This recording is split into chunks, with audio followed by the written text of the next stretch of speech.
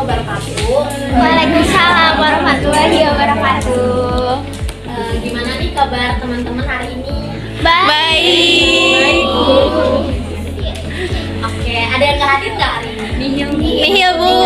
Oke, alhamdulillah berarti hadir semua ya. Oke, jadi pada sesi kali ini kita akan membahas tentang dokumen sumber dan dokumen pendukung pada perusahaan jasa. Tapi sebelum kita masuk ke pembahasannya, saya mau nanya dulu nih buat temen-temen, ada nggak sih yang hari ini atau kemarinnya lagi yang ke Indomaret atau Alfamart atau beli makanan minuman kayak KFC atau McD atau Chatime atau Mixu, ada nggak? Ada. Oke. Jadi waktu kalian beli kan kalian bayar terus nerima apa yang kayak stroke. Nah, stroke-nya disebut apa tuh?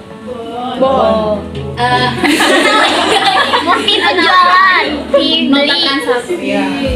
Lagi Bukti transaksi. Oke, benar. Jadi kayak tentang bukti transaksi, tapi lebih spesifiknya lagi di perusahaan jasa. Oke, next.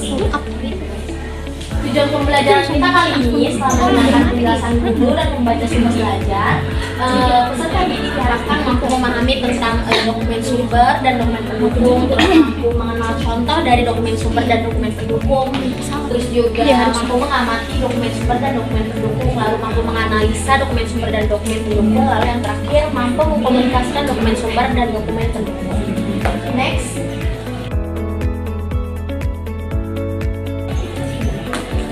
Jadi pokok pembahasan kita kali ini ada empat. Yang pertama itu ada pengertian dari dokumen sumber, lalu ada jenis dokumen sumber, yang ketiga itu ada pengertian dokumen pendukung, dan yang keempat itu ada rekap penggunaan dokumen, dan yang kelima terakhir itu ada kesimpulan.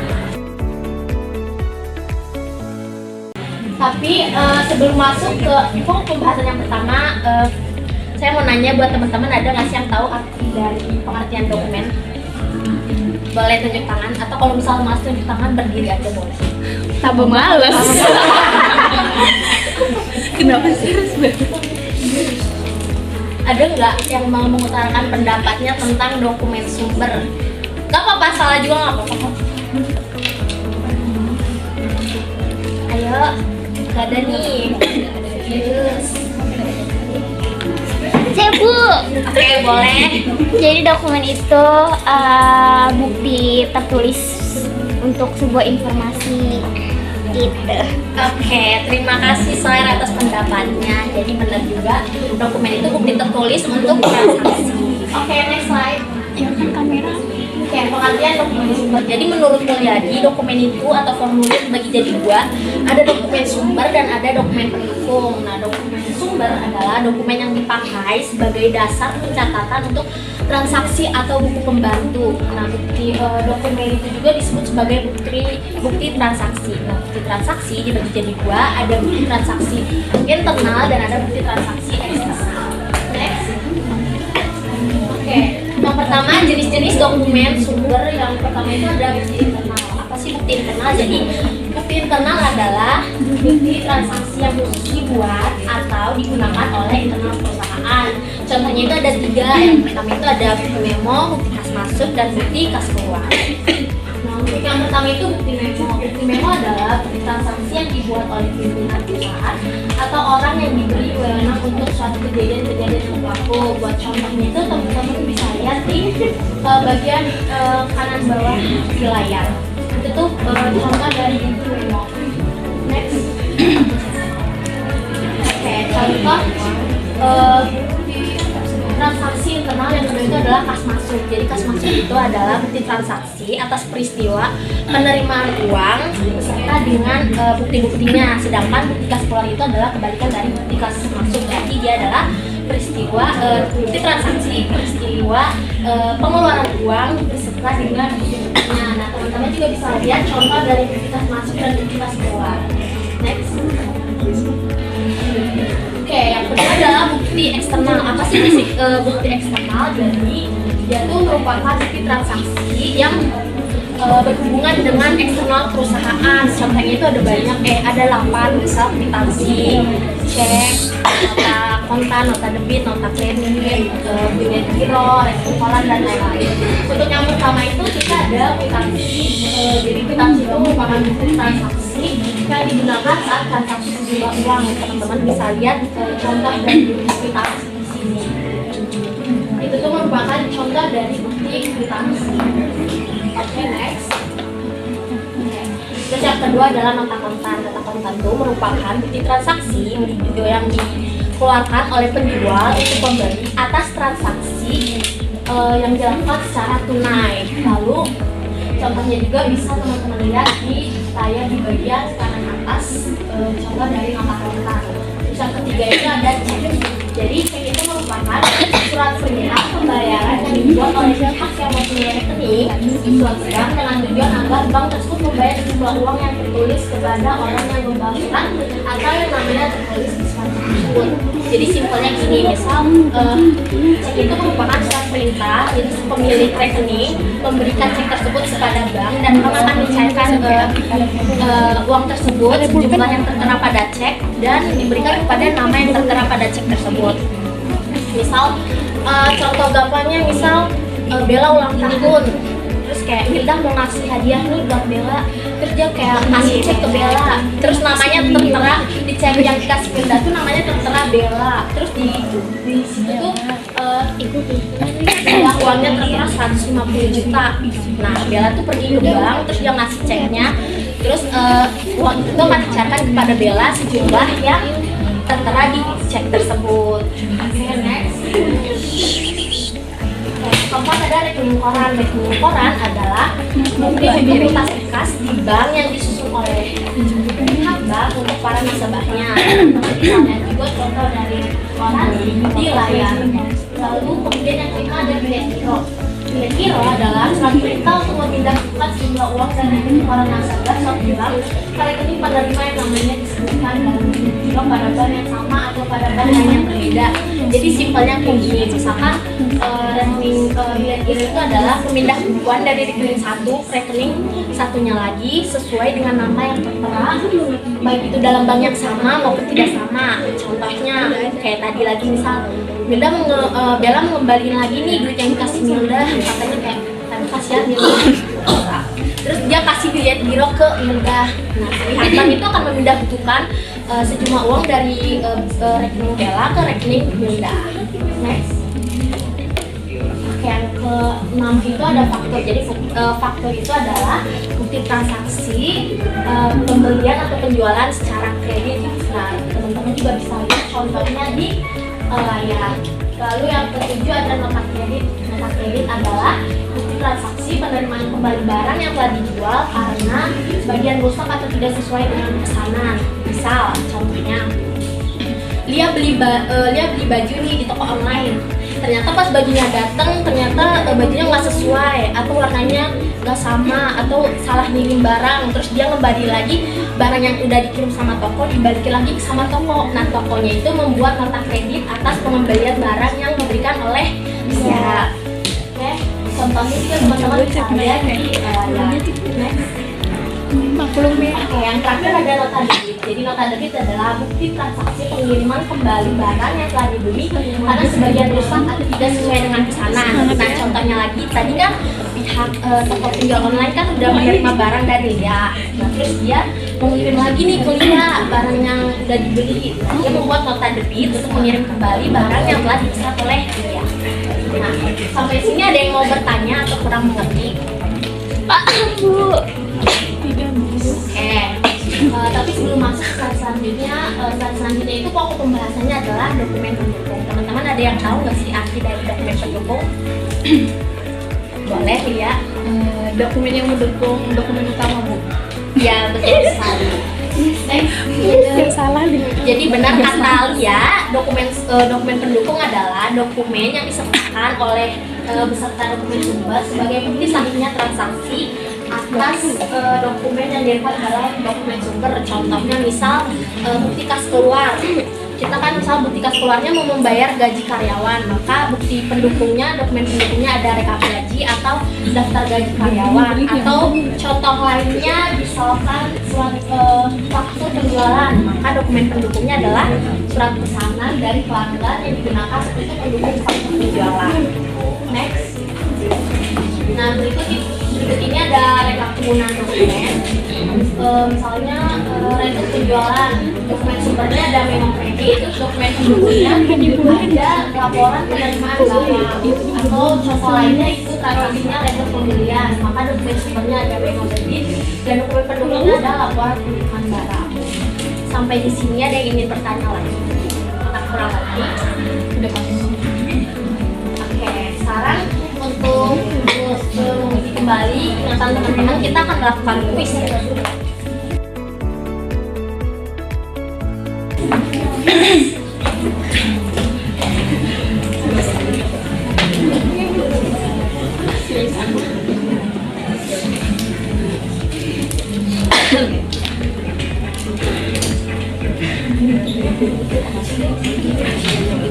Basis ya.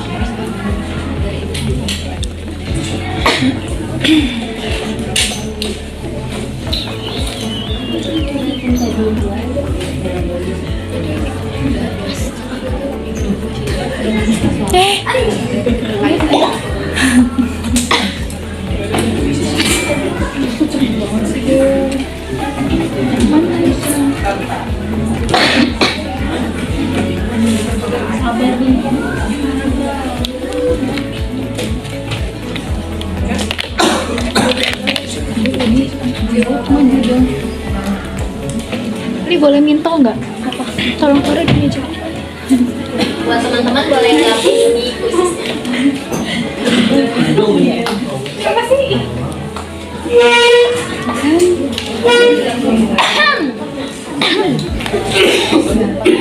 Maldi ya.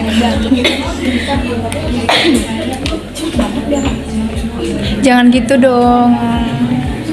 Sinyalnya lagi bagus. Lagi mau what? Iya, mau comeback. Udah lama hiatus soalnya.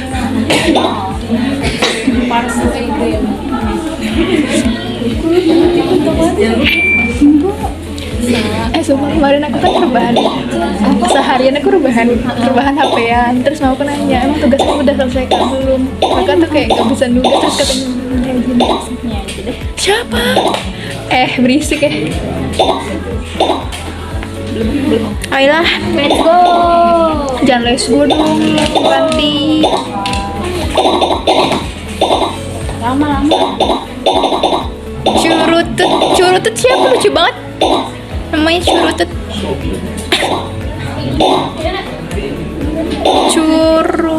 Cucurutut. Translate.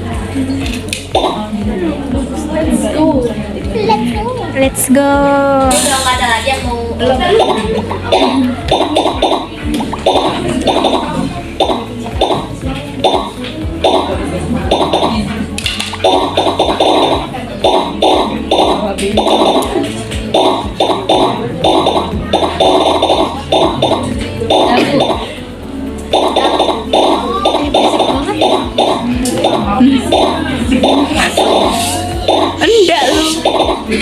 Enggak lu. siapa tuh sih? Kepala Benjol. Let's go. Let's go. Sudah bu. Udah. Dah. Kita mulai ya.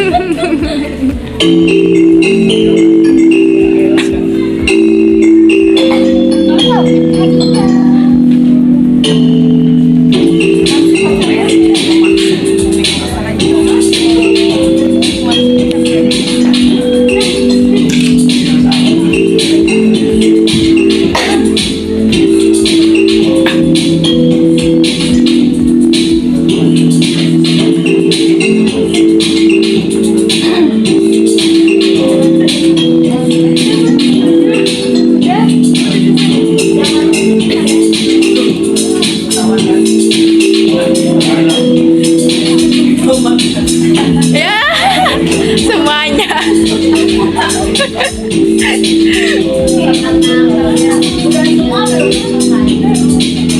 Udah bu, stop bu, stop.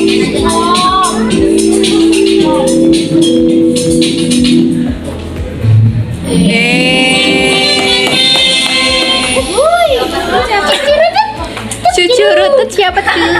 Oke, buat teman-teman yang namanya terkenal boleh maju ke depan. Tolong Sama yang dong. tadi jawab pertanyaan.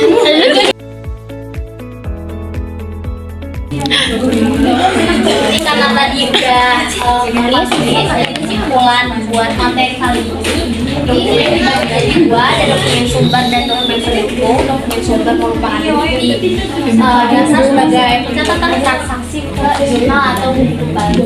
Lalu dokumen pendukung adalah dokumen yang dilampirkan beserta dengan dokumen sumber sebagai bukti sahihnya atas dokumen sumber. Sekian pembahasan kali ini, semoga teman-teman mengerti ya. Iya, Bu. Terima kasih bu.